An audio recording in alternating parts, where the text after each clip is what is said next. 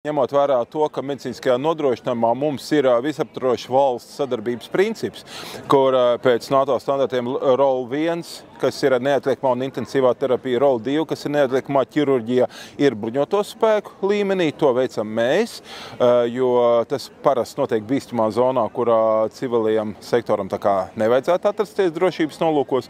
Lūk, bet tālāk, kas ir jau medicīniskā evakuācija uz ROL 3 slimnīcām, kas ir specializētās slimnīcas vai arī ROL 4, kas būtu definitīvā pilnīgā izārstēšana, ja, šo līmeni valstī nosedz civilā katastrofu medicīnas sistēma, tātad mūsu civilās slimnīcas.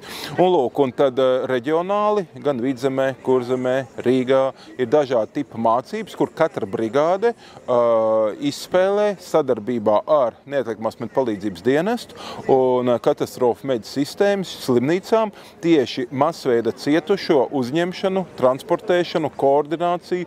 Un tad katrs veic savu darbu.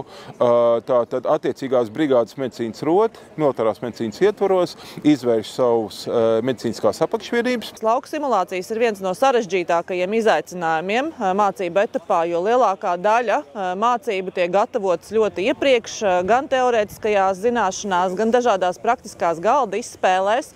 Nu, šeit ir šie visi apstākļi sanākuši kopā un mums ir jātiek galā ar pietiekoši izaicinošu situāciju. Tas, kas vēl raksturīgs simulācijām, tās parasti satur arī neplānotus elementus, negaidītas kaut kādas lietas, par kurām uz vietas tiem, kas ir iesaistīti šajā simulāciju izspēlē, jāpieņem neordināri lēmumi. Un ir ārkārtīgi svarīgi arī mums novērotājiem vērtēt no malas tās lietas, kas mums ir tomēr jāpamaina iespējams plānos, vai mūsu izglītības procesos, vai mūsu sagatavošanas procesos, vai arī menedžmentā pašā notikuma vietas, lai nākotnē mēs varētu izpildīt šos uzdevumus kvalitatīvāk un pilnveidoties.